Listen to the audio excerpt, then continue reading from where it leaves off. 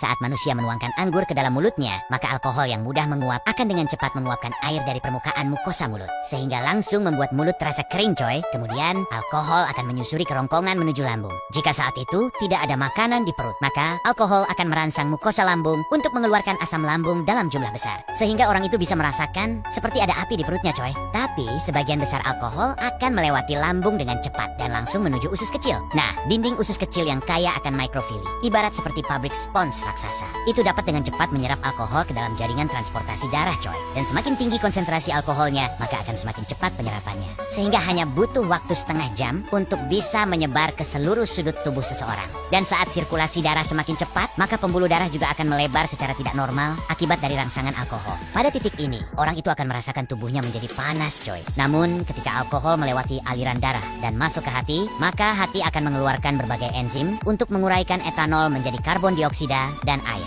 Akhirnya, itu dikeluarkan dari tubuh dalam bentuk urin coy. Tapi jika orang itu meminumnya lebih cepat daripada kemampuan hati untuk memetabolismenya, maka alkohol dalam darah akan segera merangsang otak yang bisa memblokir aliran informasi antar sel saraf. Dan hasilnya, orang itu menjadi tidak responsif coy. Ucapannya bisa menjadi tidak jelas atau ngawur coy. Ini ibarat seperti komputer yang telah menyala selama beberapa dekade. Dan alkohol juga merangsang otak untuk melepaskan banyak dopamin yang membuat orang itu merasa bahagia dan gembira. Namun kebahagiaan ini hanya bersifat sementara saja coy. Dan yang lebih mengerikan lagi adalah jika sistem dopamin dirangsang dengan cara ini dalam jangka waktu yang lama, maka itu bisa membuat otak bergantung pada alkohol. Dan ketika hati tidak bisa lagi menangani alkohol, maka perut akan terus mengeluarkan banyak asam lambung yang membuat muntah seperti keran yang tidak bisa dimatikan. Dan sebagian besar alkohol masih perlu dipecah oleh hati. Jadi setelah 24 jam kemudian, hati akan memecah alkohol menjadi zat yang larut dalam air coy, sehingga akhirnya berubah menjadi karbon dioksida dan air coy. Lalu dikeluarkan dari tubuh melalui pernapasan, keringat, dan buang air kecil.